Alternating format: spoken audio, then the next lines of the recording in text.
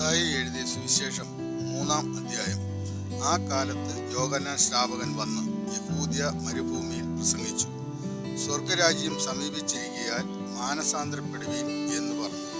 മരുഭൂമിയിൽ വിളിച്ചു പറയുന്നവന്റെ വാക്കാവിത്, കർത്താവിൻ്റെ വഴി ഒരുക്കി അവൻ്റെ പാത നിരപ്പാക്കുവീൻ എന്നിങ്ങനെ യെശയ്യാ പ്രവാചകൻ പറഞ്ഞവൻ ഇവൻ തന്നെ. യോഹന്നാൻ ഒട്ടകരോമം കൊണ്ടുള്ള ഉടുപ്പും അരയിൽ തോൽ വാറും ഉണ്ടായിരുന്നു. അവൻ്റെ ആഹാരമോ വെട്ടുക്കിളിയും കാട്ടുതേനും ആയിരുന്നു. അന്ന് യെരുശലേമ്യരും യഹൂദ്യ ദേശക്കാരൊക്കെയും യോർദാന്റെ ഇരുകരയുമുള്ള എല്ലാ നാട്ടുകാരും പുറപ്പെട്ട് അവൻ്റെ അടുക്കൽ ചെന്ന് തങ്ങളുടെ പാപങ്ങളെ ഏറ്റുപറഞ്ഞുകൊണ്ട് യോർദാൻ നദിയിൽ അവനാൽ സ്നാനമേറ്റു.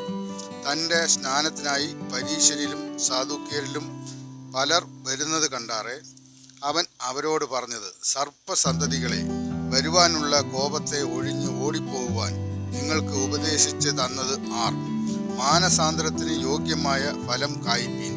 അബ്രഹാം ഞങ്ങൾക്ക് പിതാവായിട്ട് ഉണ്ട് എന്ന് ഉള്ളം കൊണ്ട് പറവാൻ തുനിയരുത്. ഈ കല്ലുകളിൽ നിന്ന് അബ്രഹാമിന് മക്കളെ ഉളവാക്കുവാൻ ദൈവത്തിന് കഴിയും എന്ന് ഞാൻ നിങ്ങളോട് പറയുന്നു. ഇപ്പോൾ തന്നെ വൃക്ഷങ്ങളുടെ ചുവട്ടിന് കോടാലി വെച്ചിരിക്കുന്നു. നല്ല ഫലം കായ്ക്കാത്ത വൃക്ഷം എല്ലാം വെട്ടി തീയിൽ ഇട്ടുകളയുന്നു. ഞാൻ നിങ്ങളുടെ മാനസാന്തരത്തിനായി വെള്ളത്തിൽ സ്നാനം ഏൽപ്പിക്കുന്നതേ ഉള്ളൂ. എൻ്റെ പിന്നാലെ വരുന്നവനോ എന്നേക്കാൾ ബലവാൻ ആകുന്നു. അവൻ്റെ ചെരുപ്പ് ചുമപ്പാൻ ഞാൻ മതിയായവനല്ല. അവൻ നിങ്ങളെ പരിശുദ്ധാത്മാവിലും തീയിലും സ്നാനം ഏൽപ്പിക്കും. വീശുമുറം അവൻ്റെ കയ്യിൽ ഉണ്ട്. അവൻ കളത്തെ മുറ്റും വെടിപ്പാക്കി ഗോതമ്പ് കളപ്പുരയിൽ കൂട്ടിവയ്ക്കുകയും പതിർ കെടാത്ത തീയിലിട്ട് ചുട്ടുകളയുകയും ചെയ്യും. അനന്തരം യേശു യോഹന്നാനാൽ സ്നാനം ഏൽക്കുവാൻ ഗലീലയിൽ നിന്ന് യോർദാനക്കരെ അവൻ്റെ അടുക്കൽ വന്നു. യോഹന്നാനോ അവനെ വിലക്കി, നിന്നാൽ സ്നാനം ഏൽക്കുവാൻ എനിക്ക് ആവശ്യം, പിന്നെ നീ എൻ്റെ അടുക്കൽ വരുന്നുവോ എന്ന് പറഞ്ഞു. യേശു അവനോട്, ഇപ്പോൾ സമ്മതിക്കാം, ഇങ്ങനെ സകല നീതിയും നിവർത്തിക്കുന്നത് നമുക്ക് ഉചിതം എന്ന് പറഞ്ഞു. എന്നാറെ അവൻ അവനെ സമ്മതിച്ചു. യേശു സ്നാനം ഏറ്റ ഉടനെ വെള്ളത്തിൽ നിന്ന് കയറി. അപ്പോൾ സ്വർഗം തുറന്നു. ദൈവാത്മാവ് പ്രാവെന്ന പോലെ ഇറങ്ങി തൻ്റെ മേൽ വരുന്നത് അവൻ കണ്ടു. ഇവൻ എൻ്റെ പ്രിയപുത്രൻ, ഇവനിൽ ഞാൻ പ്രസാദിച്ചിരിക്കുന്നു എന്ന് സ്വർഗത്തിൽ നിന്ന് ഒരു ശബ്ദവും ഉണ്ടായി. അപ്പോസ്തലനായ പൗലോസ് റോമർക്ക് എഴുതിയ ലേഖനം 3-ാം അധ്യായം. എന്നാൽ യഹൂദന് എന്ത് വിശേഷത, അല്ല പരിച്ഛേദനയാൽ എന്ത് പ്രയോജനം? സകല വിധത്തിലും വളരെ ഉണ്ട്. ഒന്നാമത് ദൈവത്തിൻ്റെ അരുളപ്പാടുകൾ അവരുടെ പക്കൽ സമർപ്പിച്ചിരിക്കുന്നത് തന്നെ. ചിലർ വിശ്വസിച്ചില്ല എങ്കിൽ അവരുടെ അവിശ്വാസത്താൽ ദൈവത്തിൻ്റെ വിശ്വസ്തതയ്ക്ക് നീക്കം വരുമോ? ഒരു നാളും ഇല്ല. നിന്റെ വാക്കുകളിൽ നീ നീതീകരിക്കപ്പെടുവാനും നിന്റെ ന്യായവിസ്താരത്തിൽ ജയിപ്പാനും എന്ന് എഴുതിയിരിക്കുന്നത് പോലെ ദൈവം സത്യവാൻ, സകല മനുഷ്യരും ഭോഷ്ക് പറയുന്നവർ എന്നേ വരും. എന്നാൽ നമ്മുടെ അനീതി ദൈവത്തിൻ്റെ നീതിയെ പ്രസിദ്ധമാക്കുന്നു എന്ന് നാം എന്തു പറയുന്നു? ശിക്ഷ നടത്തുന്ന ദൈവം നീതിയില്ലാത്തവൻ എന്നോ? ഞാൻ മാനുഷ്യരീതിയിൽ പറയുന്നു, ഒരു നാളും അല്ല. അല്ലെങ്കിൽ ദൈവം ലോകത്തെ എങ്ങനെ വിധിക്കും? ദൈവത്തിൻ്റെ സത്യം എൻ്റെ ഭോഷ്കിനാൽ അവൻ്റെ മഹത്വത്തിനായി അധികം തെളിവായി എങ്കിൽ എന്നെ പാപി എന്ന് വിധിക്കുന്നത് എന്ത്? നല്ലത് വരേണ്ടതിന് തീയത് ചെയ്യുക എന്ന് പറയരുത്. ഞങ്ങൾ അങ്ങനെ പറയുന്നു എന്ന് ചിലർ ഞങ്ങളെ ദുഷിച്ചു പറയുന്നുവല്ലോ. ഇവർക്ക് വരുന്ന ശിക്ഷാവിധി നീതിയുള്ളത് തന്നെ. ആകയാൽ എന്ത്? നമുക്ക് വിശേഷതയുണ്ടോ? അശേഷമില്ല. യഹൂദന്മാരും യവനന്മാരും ഒരുപോലെ പാപത്തിന് കീഴാകുന്നു എന്ന് നാം മുമ്പേ തെളിയിച്ചുവല്ലോ. നീതിമാൻ ആരുമില്ല, ഒരുത്തൻ പോലുമില്ല. ഗ്രഹിക്കുന്നവൻ ഇല്ല, ദൈവത്തെ അന്വേഷിക്കുന്നവനും ഇല്ല. എല്ലാവരും വഴിതെറ്റി ഒരുപോലെ കൊള്ളരുതാത്തവരായി തീർന്നു. നന്മ ചെയ്യുന്നവനില്ല, ഒരുത്തൻ പോലുമില്ല. അവരുടെ തൊണ്ട തുറന്ന ശവക്കുഴി. നാവ് കൊണ്ട് അവർ ചതിക്കുന്നു. സർപ്പവിഷം അവരുടെ അധരങ്ങൾക്ക് കീഴെ ഉണ്ട്. അവരുടെ വായിൽ ശാപവും കയ്പും നിറഞ്ഞിരിക്കുന്നു. അവരുടെ കാൽ രക്തം ചൊരിയുവാൻ ബന്ധപ്പെടുന്നു. നാശവും അരിഷ്ടതയും അവരുടെ വഴികളിൽ ഉണ്ട്. സമാധാന മാർഗം അവർ അറിഞ്ഞിട്ടില്ല. അവരുടെ ദൃഷ്ടിയിൽ ദൈവഭയം ഇല്ല എന്നിങ്ങനെ എഴുതിയിരിക്കുന്നുവല്ലോ. ന്യായപ്രമാണം പറയുന്നത് എല്ലാം ന്യായപ്രമാണത്തിന് കീഴുള്ളവരോട് പ്രസ്താവിക്കുന്നു എന്ന് നാം അറിയുന്നു. അങ്ങനെ ഏത് വായും അടഞ്ഞ് സർവ്വലോകവും ദൈവസന്നിധിയിൽ ശിക്ഷായോഗ്യരായി തീരേണ്ടതിന് അത്രേ. അതുകൊണ്ട് ന്യായപ്രമാണത്തിന്റെ പ്രവൃത്തികളാൽ ഒരു ജഡവും അവന്റെ സന്നിധിയിൽ നീതീകരിക്കപ്പെടുകയില്ല. ന്യായപ്രമാണത്താൽ പാപത്തിന്റെ പരിജ്ഞാനമത്രേ വരുന്നത്.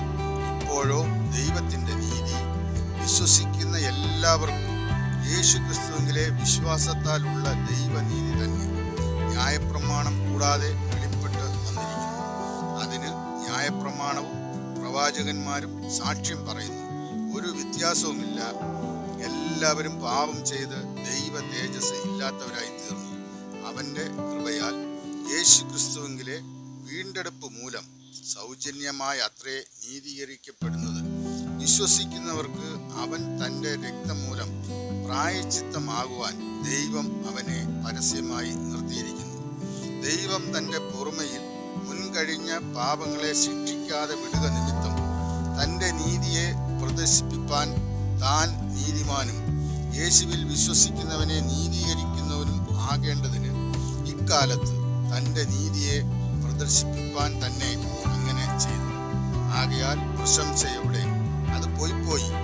ഏത് മാർഗത്താൽ? കർമ്മമാർഗത്താലോ അല്ല, വിശ്വാസമാർഗത്താൽ അത്രേ. അങ്ങനെ മനുഷ്യൻ ന്യായപ്രമാണത്തിന്റെ പ്രവൃത്തി കൂടാതെ വിശ്വാസത്താൽ തന്നെ നീതീകരിക്കപ്പെടുന്നു എന്ന് നാം അനുമാനിക്കുന്നു. അല്ല, ദൈവം യഹൂദന്മാരുടെ ദൈവം മാത്രമോ? ജാതികളുടെയും ദൈവം അല്ലയോ? അതെ, ജാതികളുടെയും ദൈവം ആകുന്നു. ദൈവം ഏകനല്ലോ. അവൻ വിശ്വാസം മൂലം പരിച്ഛേദനക്കാരെയും വിശ്വാസത്താൽ അഗ്രചർമ്മികളെയും നീതീകരിക്കുന്നു. ആകയാൽ നാം വിശ്വാസത്താൽ ന്യായപ്രമാണത്തെ ദുർബലമാക്കുന്നുവോ? ഒരു നാളും ഇല്ല. നാം ന്യായപ്രമാണത്തെ ഉറപ്പിക്കുകയത്രേ ചെയ്യും. എബ്രായർക്ക് എഴുതിയ ലേഖനം 3-ാം അധ്യായം. അതുകൊണ്ട് വിശുദ്ധ സഹോദരന്മാരെ, സ്വർഗീയ വിളിക്ക് ഓഹരിക്കാരായുള്ളവരെ, നാം സ്വീകരിച്ച് പറയുന്ന അപ്പോസ്തലനും മഹാപുരോഹിതനുമായ യേശുവിനെ ശ്രദ്ധിച്ച് നോക്കുവിൻ. മോശെ ദൈവഭവനത്തിലൊക്കെയും വിശ്വസ്തൻ ആയിരുന്നതുപോലെ യേശുവും തന്നെ നിയമിച്ചാക്കിയവന് വിശ്വസ്തൻ ആകുന്നു. ഭവനത്തെക്കാളും ഭവനം ചമച്ചവന് അധികം മാനമുള്ളതുപോലെ യേശുവും മോശയേക്കാൾ അധികം മഹത്വത്തിന് യോഗ്യൻ എന്ന് എണ്ണിയിരിക്കുന്നു. ഏത് ഭവനവും ചമപ്പാൻ ഒരാൾ വേണം. സർവവും ചമച്ചവൻ ദൈവം തന്നെ. അവൻ്റെ ഭവനത്തിലൊക്കെയും മോശെ വിശ്വസ്തനായിരുന്നത് അരുളി ചെയ്യുവാൻ ഇരുന്നതിന് സാക്ഷ്യം പറയുന്ന കൃത്യനായിട്ടത്രേ. ക്രിസ്തുവോ എൻ്റെ ഭവനത്തിന് അധികാരിയായ പുത്രനായിട്ട് തന്നെ പ്രത്യാശയുടെ ധൈര്യവും പ്രശംസയും നാം അവസാനത്തോളം മുറുകെ പിടിച്ചുകൊണ്ടാൽ നാം തന്നെ അവൻ്റെ ഭവനം ആകുന്നു.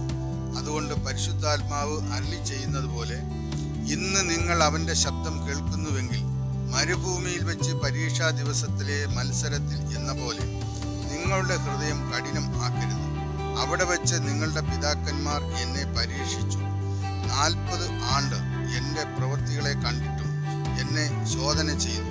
അതുകൊണ്ട് എനിക്ക് ആ തലമുറയോട് നീരസം ഉണ്ടായി. അവർ എപ്പോഴും തെറ്റിപ്പോകുന്ന ഹൃദയമുള്ളവർ എന്നും എൻ്റെ വഴികളെ അറിയാത്തവർ എന്നും ഞാൻ പറഞ്ഞു. അവർ എൻ്റെ സ്വസ്ഥതയിൽ പ്രവേശിക്കയില്ല എന്ന് ഞാൻ എൻ്റെ ക്രോധത്തിൽ സത്യം ചെയ്തു. സഹോദരന്മാരെ, ജീവനുള്ള ദൈവത്തെ ത്യജിച്ച് കളയാതിരിക്കേണ്ടതിന് അവിശ്വാസമുള്ള ദുഷ്ടഹൃദയം നിങ്ങളിൽ ആർക്കും ഉണ്ടാകാതിരിപ്പാൻ നോക്കുവിൻ. നിങ്ങൾ ആരും പാപത്തിൻ്റെ ചതിയാൽ കഠിനപ്പെടാതിരിക്കേണ്ടതിന് ഇന്ന് എന്ന് പറയുന്നിടത്തോളം നാൾതോറും അന്യോന്യം പ്രബോധിപ്പിച്ചുകൊള്ളുവിൻ.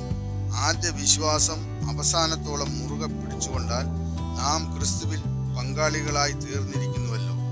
ഇന്ന് നിങ്ങൾ അവൻ്റെ ശബ്ദം കേൾക്കുന്നുവെങ്കിൽ മത്സരത്തിൽ എന്ന പോലെ നിങ്ങളുടെ ഹൃദയങ്ങളെ കഠിനമാക്കരുത് എന്ന് പറയുന്നതിൽ ആരാകുന്നു കേട്ടിട്ട് മത്സരിച്ചവർ?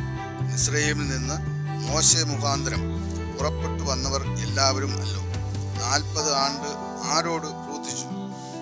പാപം ചെയ്തവരോടല്ലയോ? അവരുടെ ശവങ്ങൾ മരുഭൂമിയിൽ വീണുപോയി. എൻ്റെ സ്വസ്ഥതയിൽ പ്രവേശിക്കയില്ല എന്ന് ആണയിട്ടത് അനുസരണം കെട്ടവരോടല്ലാതെ പിന്നെ ആരോടാകുന്നു? ഇങ്ങനെ അവിശ്വാസം നിമിത്തം അവർക്ക് പ്രവേശിപ്പാൻ കഴിഞ്ഞില്ല എന്ന് നാം കാണുന്നു. സങ്കീർത്തനങ്ങൾ 5. യഹോവേ, എൻ്റെ വാക്കുകൾക്ക് ചെവി തരണമേ, എൻ്റെ ധ്യാനത്തെ ശ്രദ്ധിക്കണമേ. എൻ്റെ രാജാവും എൻ്റെ ദൈവവുമായുള്ളവേ, എൻ്റെ സങ്കടയാചന കേൾക്കണമേ. നിന്നോടല്ലോ ഞാൻ പ്രാർത്ഥിക്കുന്നത്.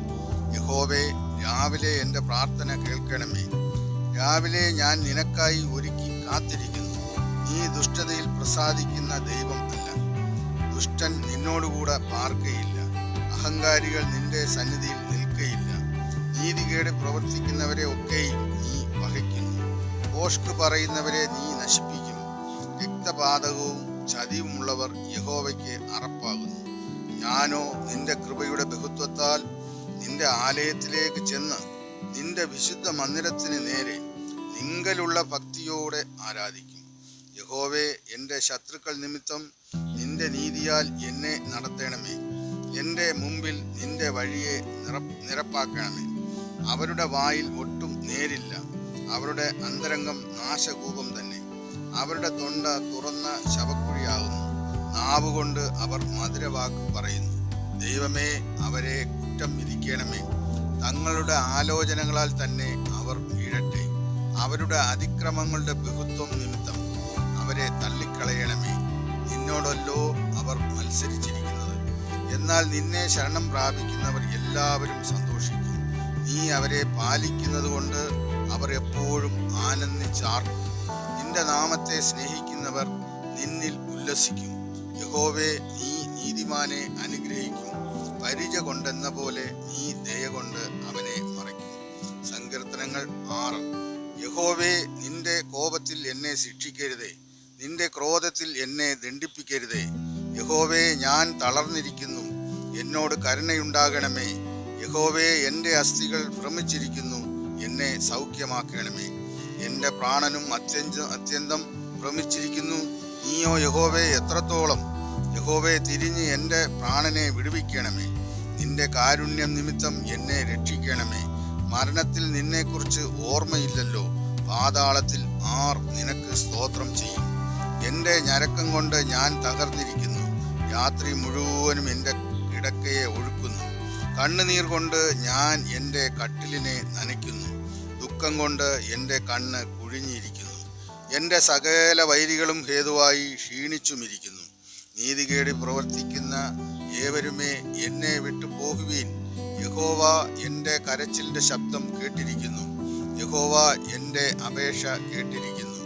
യഹോവ എൻ്റെ പ്രാർത്ഥന കൈക്കൊള്ളും. എൻ്റെ ശത്രുക്കൾ എല്ലാവരും ലജ്ജിച്ച് ഭ്രമിക്കും. അവർ പിന്തിരിഞ്ഞ് പെട്ടെന്ന് നാണിച്ചു പോകും. ആമേൻ, ആമേൻ.